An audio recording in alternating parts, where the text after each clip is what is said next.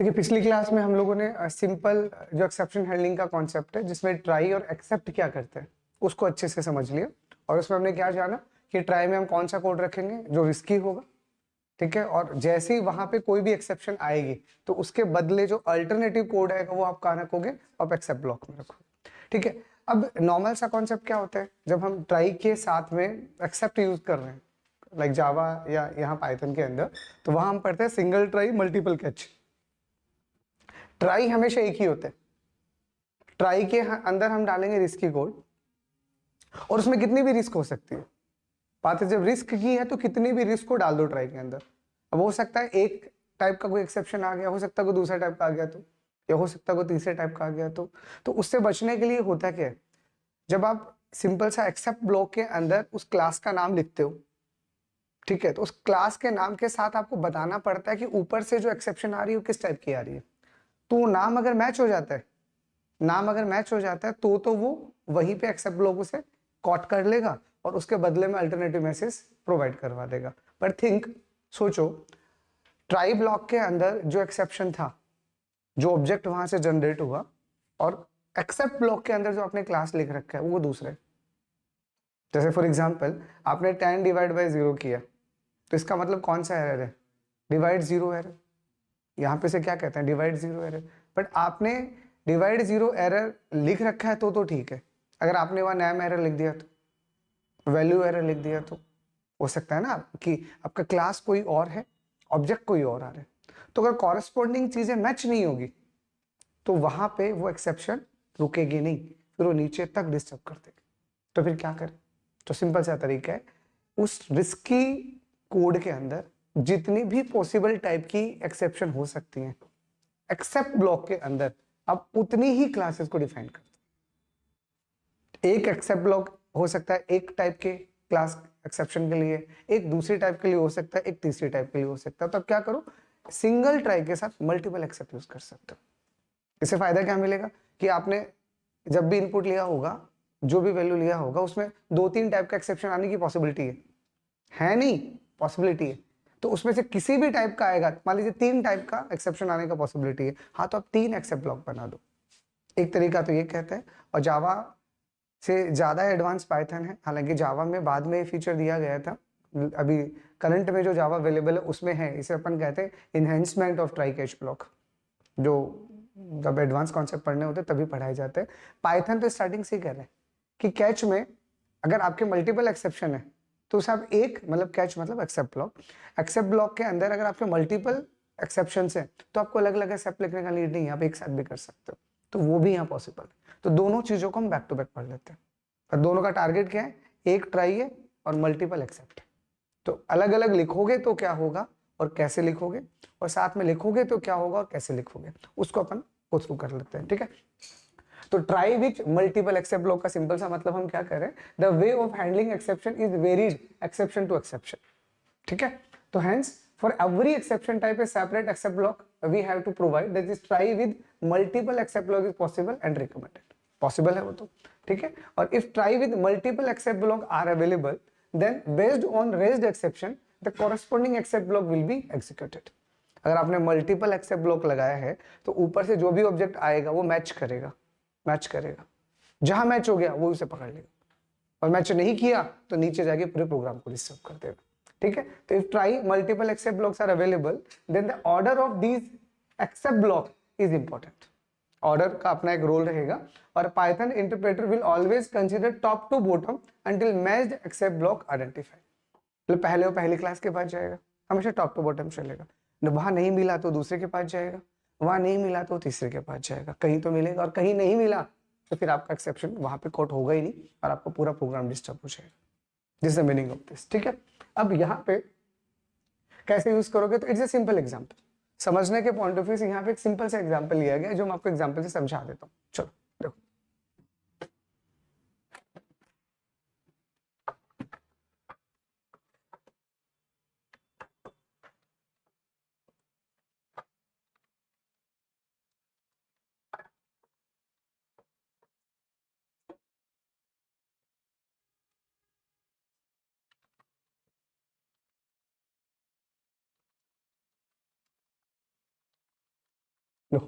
अब यहाँ पे सबसे अच्छा कोड एक इजी सा कोड बना देते हैं। ए और बी का वैल्यू मैं यूजर से इनपुट करवा लेता हूँ, ठीक है। और ये इनपुट करवाने वाला काम भी यहाँ मत करो, चाहो तो इनपुट करवाने वाला काम भी यहाँ भले तो ट्राई में कर दो, कोई दिक्कत नहीं, ठीक है। तो थोड़ा इस कोड को अच्छा बनाते हैं। मान लो आपने ट्राई ब्लॉक में सबसे पहले लिखा ए इज इक्वल टू, मान लीजिए आपने इंट लिखा और यहाँ पे लिख दिया इनपुट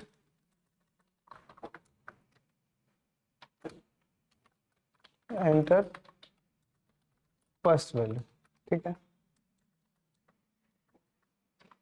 आपने यहाँ से फर्स्ट वैल्यू एंटर करवा दिया और यहाँ पे आपने b इज इक्वल टू लिख दिया इंट और इनपुट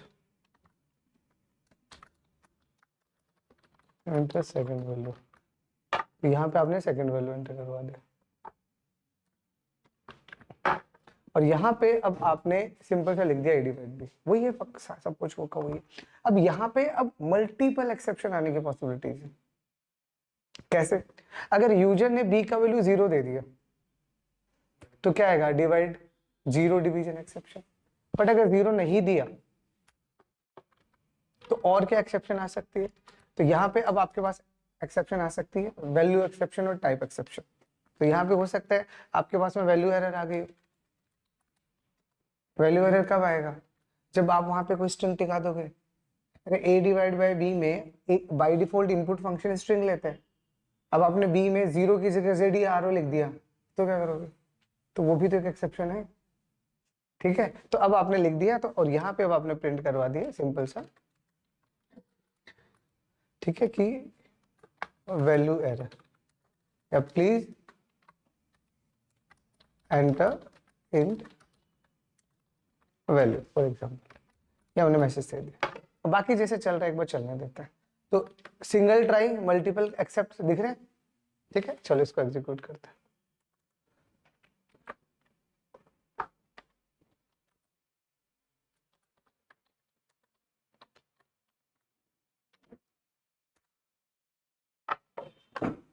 एक मिनट, मैंने सर पैकेट यहाँ क्लोज रखिए, सॉरी।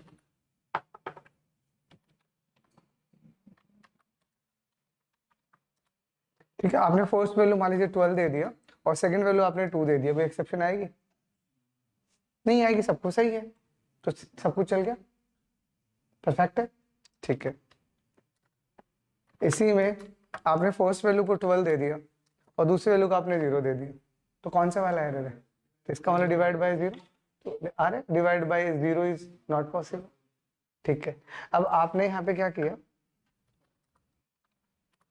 आपने यहाँ पे पहला वैल्यू तो 12 दे दिया और दूसरा वैल्यू 2 लिख दिया, तो check it, please enter int, ठीक है। एक मिनट रुकना। हाँ, और यहाँ पे फिर अभी ये वाली लाइन में भी एक्सेप्शन आएगी, तो ये नीचे वाले एक बार मैं हटा दूं क्योंकि इसकी अभी नीड नहीं है, मुझे जो समझाना है मैं उस पर समझाऊंगा। नहीं, एक्सेप्शन के बाद भी एक्सेप्शन आएगी, है ना। तो आपने यहाँ पे 12 लिख दिया, इस पर आपने 2 लिख दिया, इसका मतलब क्या हुआ? इसका मतलब ये हुआ कि इस एक स्टेटमेंट में मल्टीपल एक्सेप्शन आ सकती है। बी अगर 0 होगा तो डिवाइड 0 डिवीजन एरर आ जाएगी, और बी अगर इंट नहीं होगा मतलब वो स्ट्रिंग दे दिया आपने, तो उस केस में क्या होगा? तो उस केस में आपका वैल्यू एरर आ जाएगा। अगर मान लो अगर आपने वैल्यू एरर नहीं लिखा और अब आप इसे चलाओगे तो क्या होगा? एक्सेप्शन कॉट होगी? नहीं होगी, क्योंकि यहाँ पे जो आपने लिखा है वो अलग लिखा है, एक्सेप्शन कोई और आ गई। देखो, अगर आप इसको अगर एग्जीक्यूट करते हो सेम इसी तरीके से, तो ये तो आपका 12 है, तो आपने यहाँ 2 लिख दिया, देखो अरे ये मैसेज है वैल्यू एरर का, लेकिन नीचे वाला स्टेटमेंट चला क्या? अब तो सिर्फ ये बताओ क्या हेलो प्रिंट हुआ? तो इसका मतलब आपने एक्सेप्शन हैंडलिंग लगा के भी कुछ नहीं लगाई, क्योंकि एक्सेप्शन तो कॉट ही नहीं हुआ। तो एक्सेप्शन को कॉट करने के लिए क्या जरूरी है? जिस टाइप का एक्सेप्शन का ऑब्जेक्ट आ रहा है उसी टाइप के एक्सेप्शन का क्लास होना चाहिए। दैट इज वेरी इंपॉर्टेंट है, तो फिर दिक्कत नहीं है, ठीक है। इसीलिए क्या दिक्कत है, क्लियर हो गया? तो ये आपके पास में single try with multiple except block आ गया, ठीक है। अगर आपको ऐसा लगता है कि मल्टीपल आ सकती है, तो अब हम दोनों को हैंडल करके बैठे हैं। एक को 12 दिया, एक को 0 दिया, तो एक हैंडल कर लेगा, और इसी में एक को आपने 12 दिया, एक को आपने मान लीजिए 3 दिया, हाँ तो दूसरा हैंडल कर लिया। तो this is a perfect example of single try multiple except. और उसमें जीरो डिवीजन एरर जो होती है उसका पेरेंट क्लास कौन होता है? एक्सेप्ट क्लास होता है, एक्सेप्ट क्लास। तो इसमें मैं ये बताना चाह रहा हूँ, इसको समझ लिया एक बार के लिए, है ना। ये आपके सामने यहाँ यही एक एग्जाम्पल लिखा हुआ पड़ा समझने के लिए, ठीक है। और इसी में एक और, इसी में और करना चाह रहे हो तो इसी के नीचे जैसे मैंने लिख रखा है, आप एक और एक्सेप्ट ब्लॉक डिफाइन कर दो, और यहाँ पे आप सिर्फ एक्सेप्शन लिखिए, ठीक है। इंडेंटिंग एक बच्चे सही कर दो अब, ठीक है। और यहाँ पे ठीक है, any other type of exception. अब इन दोनों के अलावा हो सकता है तीसरी एक्सेप्शन आ गई, तो अगर इन दोनों में से हुआ ठीक है, तो ये एक्सेप्शन तो पेरेंट क्लास है। तो ऑर्डर इज इंपॉर्टेंट, याद है उस ऑर्डर इज इंपॉर्टेंट का मतलब क्या है? अब अगर आपने इसको ऐसा लिखा है तो इसमें क्या होगा? अब आपने यहाँ पे 12 दे दिया, यहाँ पे आपने 3 दे दिया, तो आपको समझ में आता है प्लीज, ये आ गया आपके पास में ना। अब यहाँ पे अगर आप इसी एक्सेप्शन को उठा के और आप यहाँ कर देते हैं, ये मान लीजिए आप ऐसे कर देते हैं, ठीक। अब इसको चलो, तो अगर आप इसको चलाते तो मान लीजिए 12 दिया और ये आपने 0 दिया, क्या रहे? ठीक है। अब यहीं पे आपने 12 दिया और यहाँ पे आपने 2 दिया, क्या रहे? Any other type of exception. क्या हो रहा है? क्या समझ में आ रहा है कि जो भी एक्सेप्शन का ऑर्डर है वो इंपॉर्टेंट है और हमेशा टॉप टू बॉटम चलता है। आपने यहाँ पे क्या लिख दिया? आपने यहाँ एक्सेप्शन क्लास लिख दिया, और याद है एक्सेप्शन क्लास जितनी भी हमारी एक्सेप्शन होती है उसकी रूट क्लास होती है, अरे उसके ऊपर बेस एक्सेप्शन क्लास होता है ना। बेस एक्सेप्शन के नीचे तो आपका एक्सेप्शन क्लास ही होता है, और जितनी भी हमारी एक्सेप्शंस होती हैं उन सब का पेरेंट क्लास है। तो अगर आपने एक्सेप्शन क्लास ही बना दिया तो इसको तो सब कुछ पता है, तो सब कुछ पता है मतलब फिर नीचे जाने का नीड ही नहीं है, फिर तो किसी भी टाइप का एक्सेप्शन है यही चलेगा, यही चलेगा। इसलिए डिपेंड करता है, अगर आप इसे पहले लिखोगे तो ये बाकियों को चलने नहीं देगा। इसे आपने यहां से हटा दिया, ठीक है, और हटा के आपने इसको यहां लिख दिया,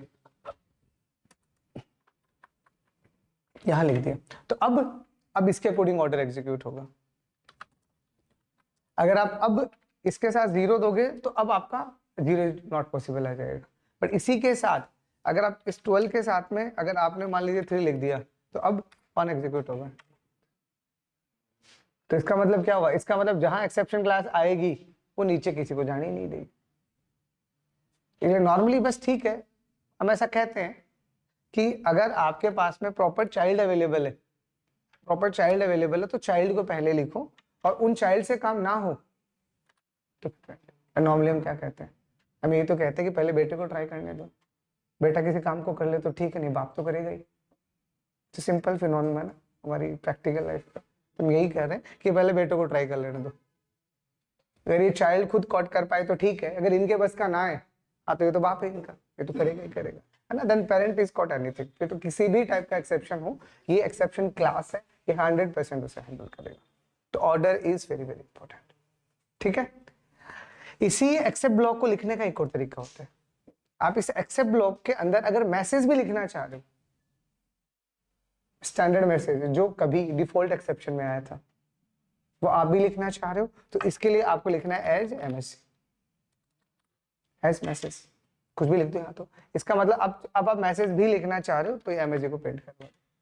अब जो डिफॉल्ट मैसेज आ रहा था ना डिफॉल्ट एक्सेप्शन हैंडलिंग में, अब वो है, ठीक है, चला के दिखाता हूं।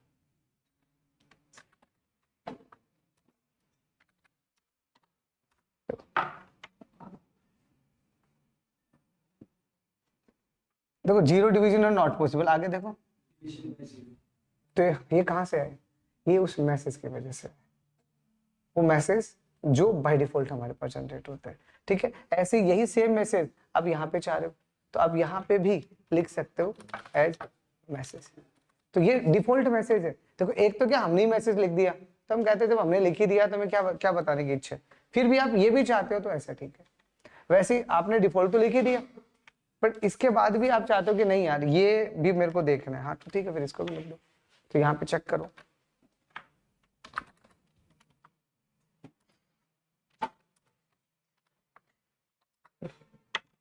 Please enter int value. अब ये देखो ये पूरा मैसेज है, in very literal int with base 10 and 2 hello. मतलब जिस TWO को आप लिखना चाह रहे हो उसे बेस 10 में कन्वर्ट नहीं किया जा सकता, बोले तो स्ट्रिंग को इंट में नहीं बदला जा सकता। तो ये मैसेज कौन दे रहा है? ये डिफॉल्ट एक्सेप्शन हैंडलर जो मैसेज देता था, अब हम वो भी प्रिंट कर सकते हैं। उसके लिए बस आपको क्या यूज करना है, एक वेरिएबल का नाम यूज करना है, क्या यूज करते हो उससे फर्क नहीं पड़ता। एज, यहाँ जो वेरिएबल लिखोगे उसको यहाँ लिख दो। जावा में भी करते हैं अब जब कैच ब्लॉक लिखते हो तो उसमें पहले एक्सेप्शन क्लास आता है, फिर उसका ऑब्जेक्ट आता है, एक्सेप्शन देन ई, उस ई को प्रिंट करवाते हो तो पूरा का पूरा कुंडली निकाल के दे देता है आपको। वैसे ही पाइथन में भी आप वो मैसेज प्रिंट करवा सकते हो। ठीक है, कोई डाउट यहाँ तक क्लियर? एक ट्राई के साथ में कैसे मल्टीपल एक्सेप्ट ब्लॉक लगा सकते हो। चलो ठीक है, ओके। तो ये पूरा का पूरा एग्जांपल आपको अच्छे से समझा दिया जो यहाँ लिखा हुआ है। ओके चलो, अब हम आते हैं नेक्स्ट। तो next, single except block that can handle multiple exceptions.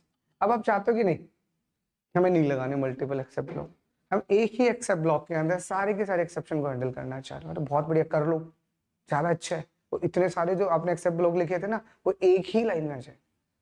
तो आप एक्सेप्ट ब्लॉक के आगे टपल बनाओ, टपल समझते हो, ब्रैकेट लगाओ, और उस ब्रैकेट के अंदर जिस ऑर्डर के अंदर आप एक्सेप्शन को कॉट करना चाह रहे हो उस ऑर्डर को 1 बाय 1 करके लिख दो डायरेक्ट। जैसे अभी मैंने 3 एक्सेप्शन लगाए, 3 एक्सेप्ट ब्लॉक लगाए, 3 लगाने का नहीं, आप एक बनाओ, कॉमा से सेपरेट करके लिख दो। ठीक है, तो एक्सेप्ट पहला एक्सेप्शन, कॉमा दूसरा एक्सेप्शन, कॉमा तीसरा एक्सेप्शन, जितने या तो सिंपल ले लो या इसके कॉरेस्पॉन्डिंग आप मैसेज चाहते हो तो एज मैसेज। तो ये मैसेज इन सभी की तरफ से आएगा। एक अच्छी बात पता है क्या, this is the common message for all. बोले तो अगर ये एक्सेप्शन होगी तो इसका मैसेज आएगा, ये एक्सेप्शन होगी तो इसका मैसेज आएगा। तो अच्छी बात है। और ये पैरेंथेसिस लिखने जरूरी है क्योंकि यहाँ पे जो भी आपने लिखा है ये बाय डिफॉल्ट टपल कंसीडर होते हैं, याद, बाय डिफॉल्ट टपल कंसीडर होता है। एग्जांपल दिखाते हैं, देखो इसी चीज को आप समझना चाह रहे हो तो थिंक अबाउट इट।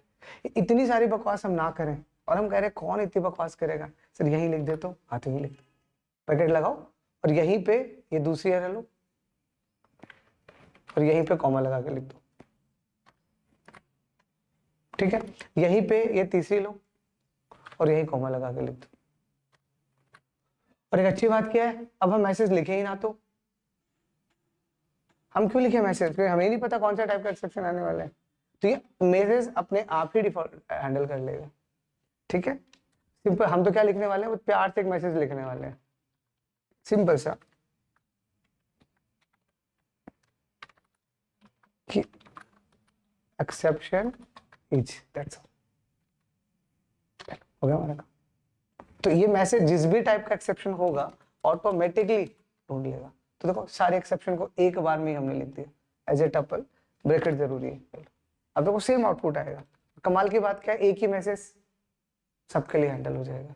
तो चेक इट, लिखा पहला वैल्यू 12 दिया, ये 0 दे दिया, तो चेक करना एक्सेप्शन इज डिवाइड बाय 0। हो गया, चलो दूसरा, इसी को आपने लिखा, आपने इसको 12 लिख दिया, इसको आपने 2 लिख दिया, check it, exception is invalid letter होते। कमाल की बात क्या, मैसेज से भी टेंशन फ्री हो गया।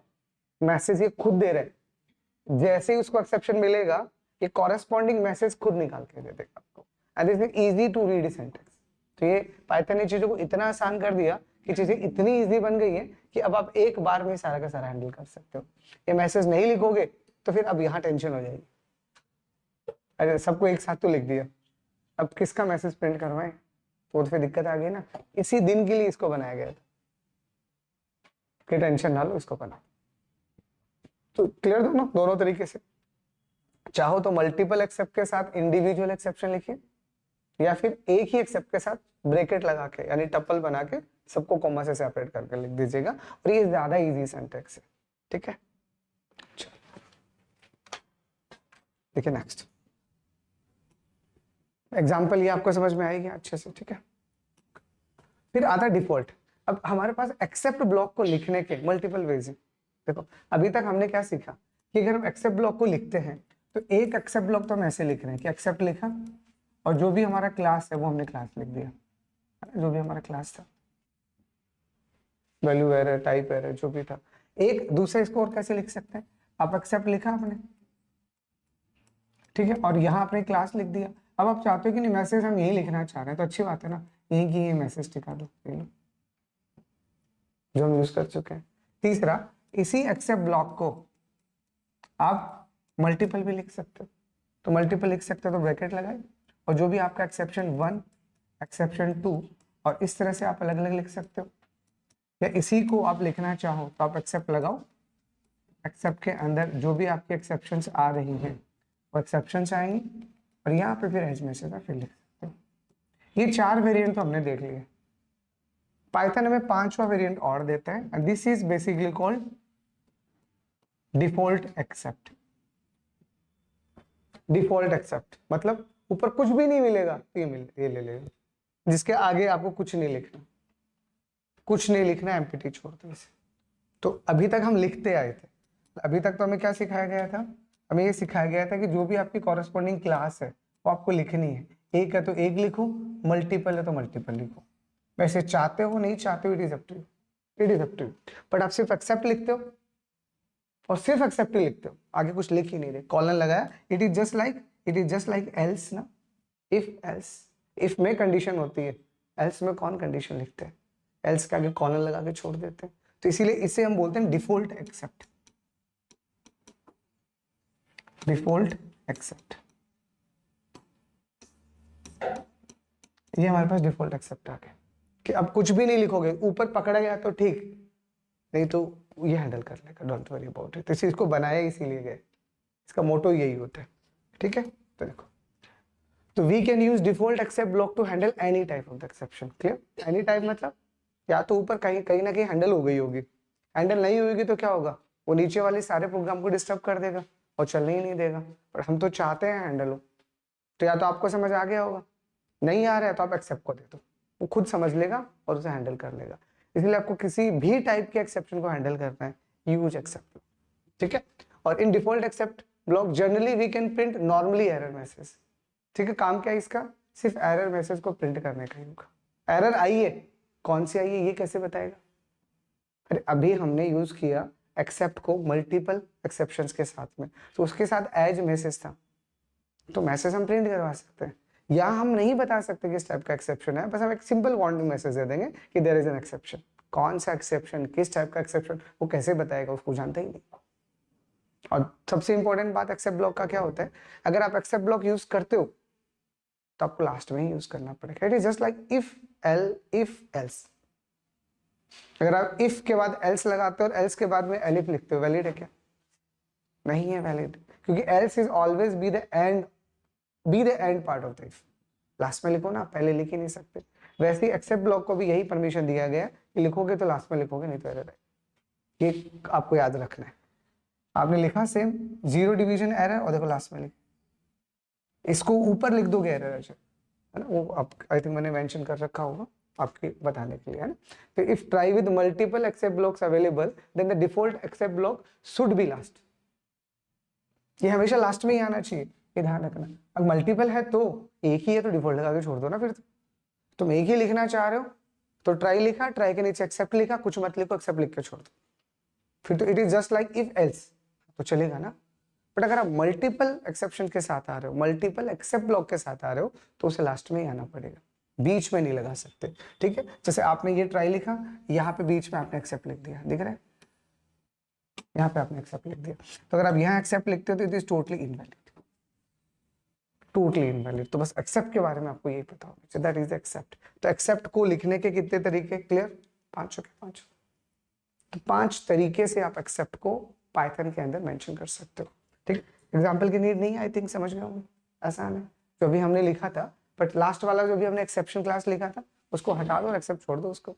तो जो काम अभी एक्सेप्शन क्लास कर रहा था, जो गॉडफादर था, वो अकेला एक्सेप्ट कर देगा किसी भी टाइप के एक्सेप्शन के लिए, बट वो मैसेज प्रिंट नहीं करवा पाएगा, कॉरेस्पॉन्डिंग मैसेज, ये ध्यान रखना, ठीक है। And at the end finally blocks. Python के अंदर ज्यादा बकवास नहीं है। पाइथन में एक्सेप्शन हैंडलिंग के लिए 4 कीवर्ड यूज होते हैं। पहला ट्राई, दूसरा एक्सेप्ट। तो एक्सेप्ट की मल्टीपल वेराइटी हमने पढ़ ली। नेस्टेड भी हो सकता है, आप नेस्टेड भी कर सकते हो, ट्राई में ट्राई एक्सेप्ट लगा सकते हो, चलेगा। ठीक है, तो ट्राई एक्सेप्ट के अलावा फाइनली लगा सकते हो। और एक अच्छी पावर यहाँ और दी गई है एडिशनल, दैट इज एल्स है। तो आप एक्सेप्शन हैंडलिंग के साथ एल्स भी यूज कर सकते हो। तो फाइनली का मतलब क्या और एल्स का मतलब क्या वो समझ लेते हैं पहले। ओके, तो ट्राई हमें क्या सिखाता है? तो हमने क्या सीखा कि अगर आप ट्राई ब्लॉक लिख रहे हो तो ट्राई ब्लॉक के अंदर जो भी कोड आएगा वो हमेशा कौन सा वाला आएगा? रिस्क के कोड आएगा हमेशा। जिस भी कोड में आपको रिस्क है वो आप ट्राई ब्लॉक में लिखो। उसके बाद आपका एक्सेप्ट ब्लॉक आएगा, है ना। एक्सेप्ट के सारे वेरिएंट हमने पढ़ लिए, जो वेरिएंट आप यूज करना चाहो आपकी मर्जी। बट एक्सेप्ट में आता क्या है वो बताओ आप। तो आता तो अल्टरनेट मैसेज ही है। तो यहाँ पे आप अल्टरनेट कोड, या तो आप ये कह सकते हो अल्टरनेट कोड, या फिर कोई मैसेज प्रिंट करवाने का काम करते हो, बस और कुछ नहीं। बस यहाँ पे काम ही यही है। ठीक है, अब अभी तक हमने क्या सीखा कि ट्राई में एक्सेप्शन आया, और वो एक्सेप्शन अगर एक्सेप्ट ब्लॉक ने कॉट कर लिया, अगर आपने उसका क्लास लिखा है तो ठीक है, नहीं तो नीचे सबको डिस्टर्ब करते हैं। अब हम क्या चाहते हैं? हम ये चाहते हैं कि हमारे पास में कुछ इस तरह का कॉन्सेप्ट बने, कुछ कोड हमारे लिए जरूरी है। कुछ कोड मतलब आप ऐसे समझो कि मान लीजिए एक जगह पे 1 लाख लोग हैं, है ना, और वहां पे टेररिस्ट आ गए और अंधाधुंध गोलीबारी करने लग गए, और वहां पे हमारे मान लीजिए माननीय सीएम या पीएम साहब है फॉर एग्जाम्पल। तो और कोई बचे ना बचे, दंगे बंद हो या ना हो, प्रायोरिटी क्या है, प्रोटोकॉल क्या रहेगा? भाई उस इंसान को बचाना है, वो हमारा मेन टारगेट रहेगा, बाकी दुनिया के भाड़ में जाए। तो मेन प्रोटोकॉल है उस इंसान को बचाना, कैसे भी बचाओ लेकिन बचाओ, बाकी भले ही पूरी दुनिया तबाह हो जाए। तो जस्ट लाइक इन पाइथन और इन जावा हम क्या कहते हैं कि आपकी एक्सेप्शन को कॉट करें या ना करें, एक्सेप्शन पहचानी जाए या ना पहचानी जाए, पकड़ी जाए या ना पकड़ी जाए, कुछ कोड हमारा ऐसा है जो 100% चलना चाहिए। Either your exception is caught or not, but वो चलेगा ही चलेगा, हर हाल में चलेगा। तो उस कोड को हम हमेशा फाइनली ब्लॉक में फाइनली, और उस कोड को हम कहते क्या है? Clean up code. नॉर्मली उस कोड का नाम होता है क्लीन अप कोड और फिनिशिंग कोड। बोले तो आपने कोई रिसोर्स यूज कर रखा है, आपने कोई डेटाबेस का कनेक्शन ओपन कर रखा है फॉर एग्जांपल, अब एक्सेप्शन आ गई तो ठीक है, कोई इलाज नहीं है, बट जाते जाते ये तो बता के जाओगे भाई कनेक्शन क्लोज कर दो। क्यों? क्योंकि आप कनेक्शन को क्लोज करोगे तभी जाके उस डेटाबेस को कोई और यूज कर पाएगा। हर एक सर्वर का जब हम यूज करते हैं तो उसका एक नंबर ऑफ कनेक्शन होता है, फिक्स होता है, लिमिट, अपर लिमिट फिक्स होता है। मान लीजिए एक सर्वर को 100 लोग एक साथ यूज कर सकते हैं, और 100 के 100 लोगों के साथ एक्सेप्शन आ गया और उन्होंने उसको क्लोज नहीं किया, तो वो कनेक्शन अभी टर्मिनेट माने ही नहीं जाएगा, तो फिर नया पर्सन उसको ज्वाइन ही नहीं कर सकता, तो आ गया प्रॉब्लम। तो इस तरह की एक्टिविटी से बचने के लिए कि कुछ भी हो जाए, आंधी तूफान सुनामी कुछ भी आ जाए, ये कोड तो चलेगा, 100% चलेगा। तो उस कोड को कहाँ पे रखना पड़ेगा? फाइनली ब्लॉक के अंदर। इसलिए फाइनली ब्लॉक हमें क्या परमिशन देते हैं? तो फाइनली ब्लॉक हमें ये कहते हैं कि अगर आपने फाइनली ब्लॉक में कुछ भी लिखा है तो इसे हम कहते हैं क्लीन अप या फिनिशिंग कोड।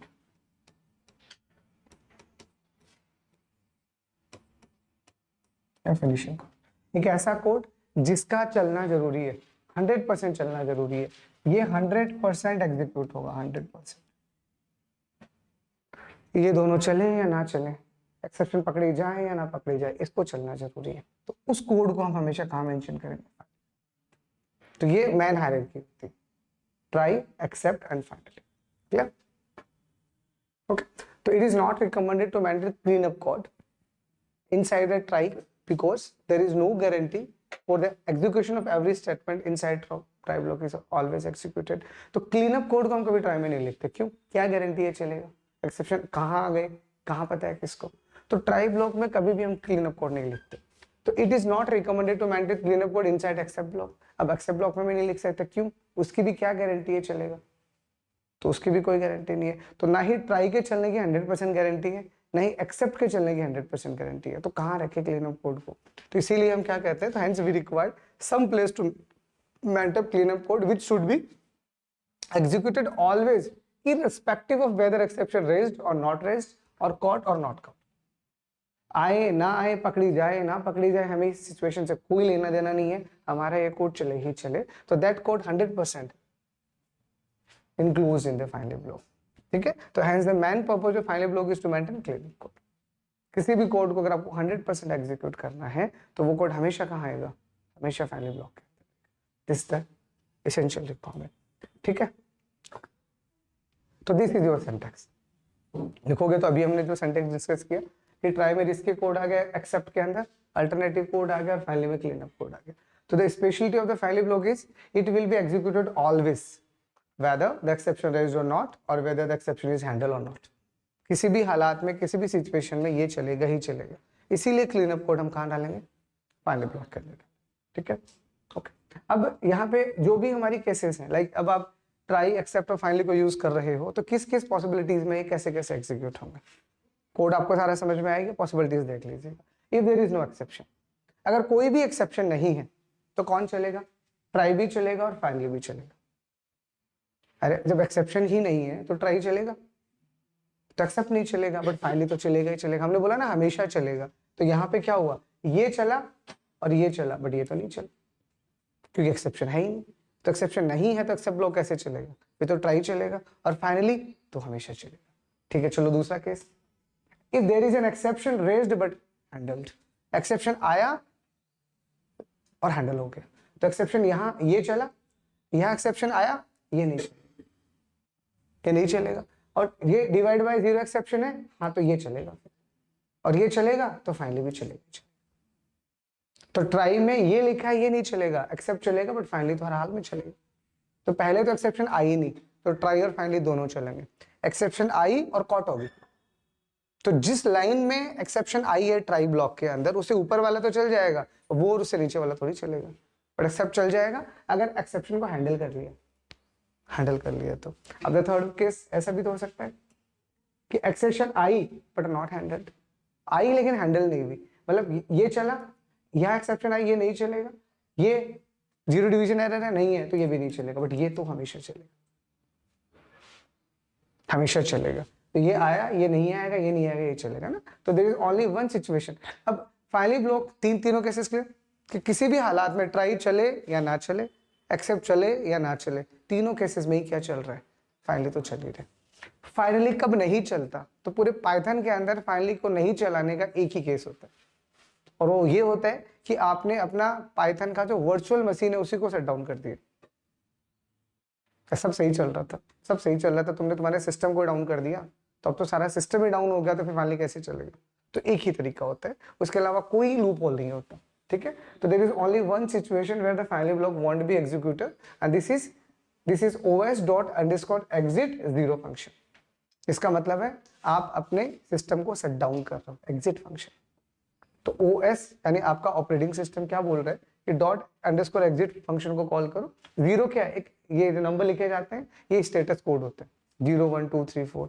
तो कभी OS फंक्शन को आप इंपोर्ट करते हो, OS से रिलेटेड आप पाइथन में काम करते हो तो समझ में आएगा, है ना। बस अभी ये ध्यान रख लो कि एकमात्र ये एक पॉसिबिलिटी ऐसा है जहाँ पे फाइनली ब्लॉक नहीं चलता। ठीक है, तो whenever we are using os._exit zero function, then PVM itself will be shut down, और in this particular case finally won't be executed।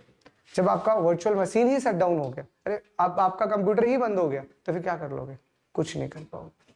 ठीक है, तो एग्जाम्पल के तौर पे सिंपल सा, अब आप इसको यूज करना चाह रहे हो तो ये सिंपल सा एग्जाम्पल है। ठीक है, बस आपको जो करते आए तो वही करना है ना। बस अब आपको क्या करना है, OS लाइब्रेरी को इम्पोर्ट करना पड़ेगा, है ना। उसको इंपोर्ट किया आपने, अब यहाँ पे प्रिंट ट्राई, और यहाँ देखो क्या लिखा, os._exit जीरो। अगर आपने ये वाली लाइन यहाँ लिख दी तो आपका PVM ही शट डाउन हो गया तो अब नीचे कुछ नहीं चलेगा। तो जब कुछ चलेगा ही नहीं तो फाइनली कैसे चलेगा, आपने अपने सिस्टम को शट डाउन कर दिया। बट अगर सिस्टम शट डाउन नहीं हो रहे तो ये हराम नहीं चलेगा। तो इसका एक ही लूप होल से बस आपको पता होना चाहिए। ठीक है, उसके अलावा अब इसका फ्लो कैसा रहेगा, तो नॉर्मली ये चीज आप जानते हो, कब कहाँ कैसे कौन एग्जीक्यूट करेगा। जैसे मान लीजिए कि आपके पास स्टेटमेंट, मैं जैसे इसी में एक सिंपल सा आपको कुछ पॉसिबिलिटीज मैं आपको बताता हूँ कि ट्राई कैच फाइनली मैंने लिखा हुआ है। मैं अगर आपको कहता हूँ कि इस लाइन में आपका एक्सेप्शन आ गया फॉर एग्जाम्पल, ठीक है, या फिर पहले मैं कहूंगा कि ट्राई में कोई एक्सेप्शन ही नहीं है, तो क्या चलाओगे, 1 2 3 चलेगा, 5 चलेगा और 6 चलेगा, है ना। तो ये कुछ पॉसिबिलिटीज है, कर ले अपन गो थ्रू, सारे मैंने लिख रखे, आपको 1 by 1 करके दिखा देता हूँ, है ना। चलो, तो ये दीज आर सम पॉसिबिलिटीज। पहला पॉसिबिलिटी है if there is no exception, कोई एक्सेप्शन है ही नहीं, तो कोई एक्सेप्शन नहीं है तो कौन चलेगा, 1 2 3 5 और 6, कोई एक्सेप्शन ही नहीं है। 1 2 3 5 6, तो यहाँ पे हमने देखा कि हमारा कौन कौन सा चल रहा है, 1 2 3 5, ठीक है। दूसरा case, if N exception raised in statement 2 and the corresponding except block matched, मतलब 2 नंबर में आपका एरर आया, इस 2 नंबर में आपका एक्सेप्शन आया है और जो एक्सेप्शन आया है वो यहाँ पे कॉट कर लिया गया है, तो इसका मतलब 1 चलेगा, 4 चलेगा, 5 चलेगा और 6 चलेगा, क्योंकि जैसे ही एक्सेप्शन है ये दोनों तो नहीं चलेंगे ना, और कॉट हो गया तो 4 5 6 भी चल जाएगा, तो 1 4 5 6, तो इसको जब आप एग्जीक्यूट करोगे तो your output is simple like 1 4 5 6, ठीक है। The third possibility is if an exception raised in statement 2 but the corresponding except block not matched, आई यहीं पे है बट मैच नहीं हुआ, तो 1 चलेगा, 5 चलेगा और 6 चलेगा, नहीं चलेगा, नहीं चलेगा, क्योंकि ये एक्सेप्शन यहाँ कॉट नहीं हुई है, और नहीं हुई है तो नीचे किसी को नहीं चलने देगा। फाइनली ब्लॉक चलना मजबूरी है, क्योंकि उसमें लिखा हुआ हर एक कोड एग्जीक्यूट होगा, 6 कैसे चलेगा? आपने एक्सेप्शन को हैंडल किया क्या? जब नहीं किया तो इसके नीचे जो भी लिखा है सब गया, तबाह बर्बाद। इसका चलना मजबूरी है, क्योंकि फाइनली हमेशा चलता है, तो 1 चलेगा और 5 चलेगा, बाकी कुछ नहीं चलेगा, ठीक है। तो दिस इज आउटपुट। अगर इसको देखोगे तो यहाँ से सिर्फ आपका 1 और 5 चलेगा, कुछ नहीं चलेगा, ठीक है।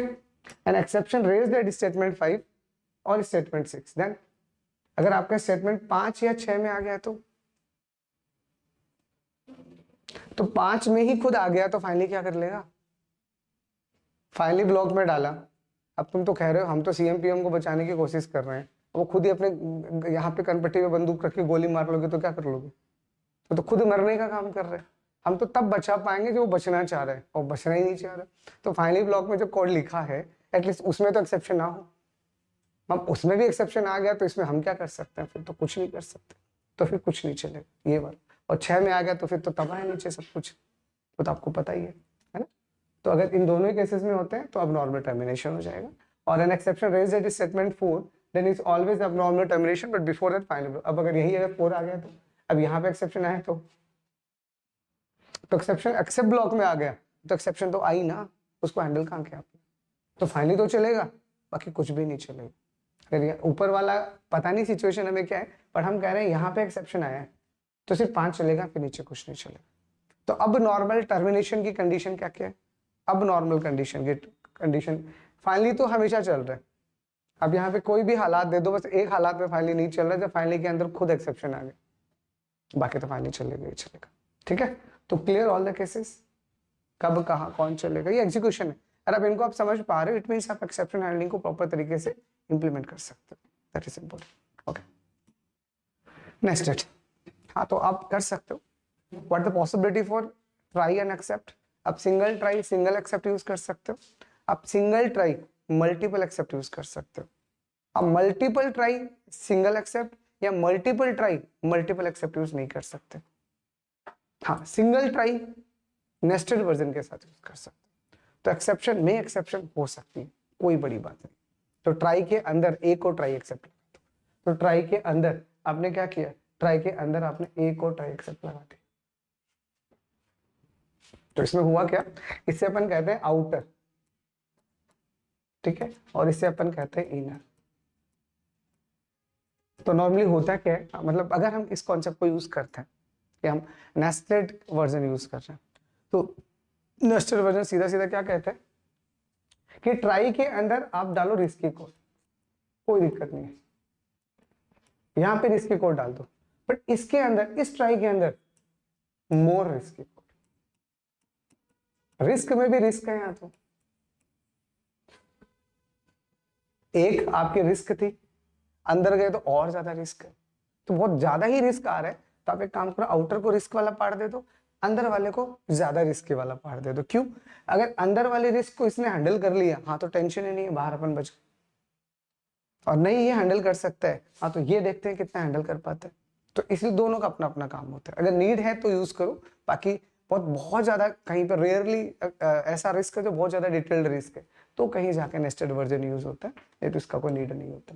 तो generally risky code we have take inside outer try block and too much risky code we have to take inner try block, है ना। तो ज्यादा रिस्की वाला अंदर जाएगा, कम रिस्की वाला बाहर जाएगा, जो भी मैंने आपको समझाया। और inside inner try block if any exception raise then inner except block is responsible for handle. अंदर आएगा तो अंदर वाला रिस्पॉन्सिबल है, वो नहीं कर पाएगा तो बाहर वाला रिस्पॉन्सिबल। इस तरह से सारी कैलकुलेशन चलेगी, जो अपने आप में आसान होता है। जैसे सिंपल एग्जाम्पल, जैसे आपने सिंपल से ट्राई लिखा और ट्राई में ये आउटर है, तो ये पूरा का पूरा क्या है, ये पूरा का पूरा कंप्लीट जो कोड आपने यहाँ लिखा है, ये आपने पूरा का पूरा कंप्लीट कोड जो लिखा है, ये वाला पूरा code, this is what, this is the nested version. देखो ना, ट्राई के अंदर पूरा साइकिल लगा दिया, ट्राई लिखा, ट्राई में आपने inner try block 10 divide by 0 इसने हैंडल कर लिया, ये चलेगा ही चलेगा, ठीक है, नहीं तो एक्सेप्ट तो है ही, नहीं हैंडल के तो हैंडल कर लिया, नहीं तो ये तो करेगा ही करेगा, और यहाँ बाहर आप सेफली लैंड कर जाओगे, और फिर फाइनली तो आप लिख ही सकते हो, कोई प्रॉब्लम नहीं है ना। तो चाहो तो ट्राई के अंदर ट्राई लिख सकते हो अगर रिक्वायरमेंट है तो, सिंपल सा सिंटैक्स, ठीक। उसके बाद आता है एल्स ब्लॉक, एल्स ब्लॉक, है ना, ये बड़ा ही अलग सा कॉन्सेप्ट है पाइथन का। तो पाइथन ने हमें एक और कीवर्ड दिया, अभी तक कितने कीवर्ड पढ़ लिए, 3, ट्राई, एक्सेप्ट, फाइनली। तो हमारे पास एक चौथा कीवर्ड है जिसे हम बोलते हैं एल्स।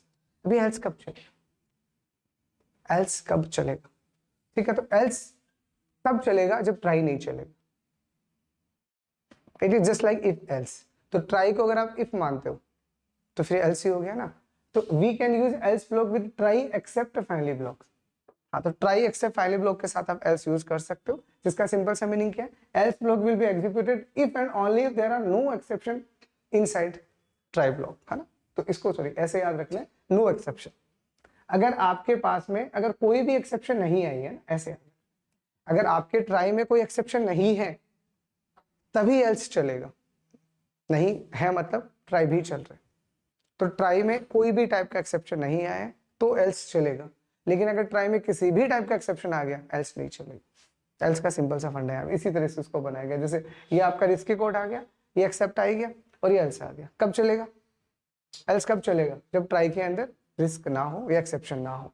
तो will be executed if there is no exception inside. और फाइनली तो आपको पता है कैसे लिखना है ना। तो try, except, else and finally, इस तरह से आप इसको यूज कर सकते हो। सीक्वेंस इसका मोस्टली ऐसे ही होता है, तो ट्राई के बाद एक्सेप्ट लिखो, ट्राई के बाद फाइनली भी लिख सकते हो लिखना चाहो तो, but better way is try, except, else and finally. ये सीक्वेंस ज्यादा बेटर रहती है ना, इसे सिंपल कोड, ठीक है। जैसे मैं आपसे पूछूं कि ट्राई के अंदर मैंने लिखा ये, तो ट्राई के अंदर एक्सेप्शन आई, बिल्कुल आई, तो क्या एल्स चलेगा, नहीं चलेगा। तो क्या आउटपुट आएगा, पहले ट्राई आउटपुट आएगा, उसको जब आप चलाओगे तो पहले ट्राई चलेगा, फिर यहाँ एक्सेप्शन आ गई, यहाँ एक्सेप्ट ब्लॉक ने इसे पकड़ लिया तो फिर एक्सेप्ट आ जाएगा, और जैसे एक्सेप्ट आ गया एल्स नहीं चलेगा तो फाइनल आउटपुट आ जाएगा, आ गया, ये आउटपुट आएगा। बट सोचो अगर ये लाइन नहीं होती, मान लो आप ऐसा सोचो, थिंक अबाउट इट, मैं ऐसा कहता हूँ कि चलो मान लो ये लाइन नहीं है, अब ठीक है भूल जाओ इस लाइन को, अगर ये लाइन नहीं है, अच्छा तो बताना जरा आउटपुट क्या आएगा। तो ट्राई आएगा, ट्राई के बाद में एल्स आएगा और एल्स के बाद में टू ट्राई में कोई एक्सेप्शन ही नहीं है। तो ट्राई में कोई एक्सेप्शन नहीं है मतलब आपने ये लाइन हटा दिया ना, तो एक्सेप्शन कहाँ रहा, तो ट्राई चला बट एक्सेप्ट नहीं चलेगा, बट एल्स चलेगा क्योंकि ट्राई में कोई एक्सेप्शन नहीं। तो जब ट्राई में एक्सेप्शन नहीं होता तब एल्स चलता है, और अगर ट्राई में एक्सेप्शन आएगा तो एल्स नहीं चलेगा। सिंपल फिनोमेनन ऑफ दिस, बहुत आसान से, ठीक है।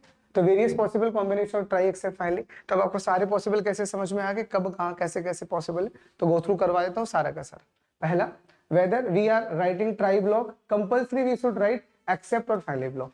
जब भी आप ट्राई लिखोगे, ट्राई के बाद या तो एक्सेप्ट आएगा या ट्राई के बाद फाइनली आएगा, ठीक है। विदाउट एक्सेप्ट और finally block we can't write try, अकेला ट्राई कभी नहीं हो सकता।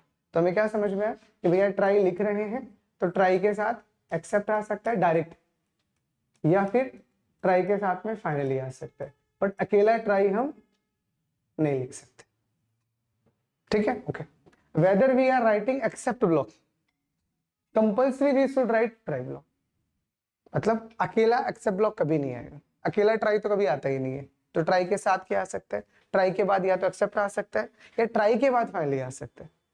Try except finally, try except else finally वो एक अलग चीज है, पर ट्राई के जस्ट बाद क्या आ सकता है।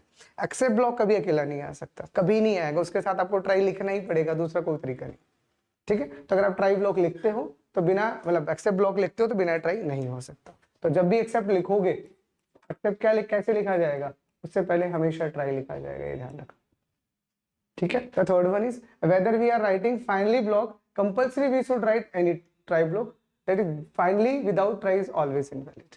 मतलब एक्सेप्ट लिख रहे हो उससे पहले ट्राई आएगा, वैसे फाइनली ब्लॉक को भी आप डायरेक्ट नहीं लिख सकते, फाइनली लिखना है तो इससे पहले आपको ट्राई लगाना ही पड़ेगा। मतलब आप एक्सेप्ट के साथ में फाइनली नहीं लिख सकते, ट्राई के बाद दोनों आ सकते हैं, एक्सेप्ट से पहले भी ट्राई आएगा और फाइनली से पहले भी ट्राई आएगा, ठीक है। We can write multiple except blocks for the same try but we can't write multiple finally blocks for the same try. एक ट्राई लिखा, उसमें एक्सेप्ट ब्लॉक मल्टीपल आ सकते हैं बट फाइनली एक ही होते हैं, आप 2 बार फाइनली नहीं लिख सकते, it is totally invalid combination, ठीक है। तो single try multiple except possible है, सिंगल ट्राई मल्टीपल एक्सेप्ट के साथ सिंगल फाइनली पॉसिबल है, बट फाइनली को आप मल्टीपल नहीं कर सकते, ओके।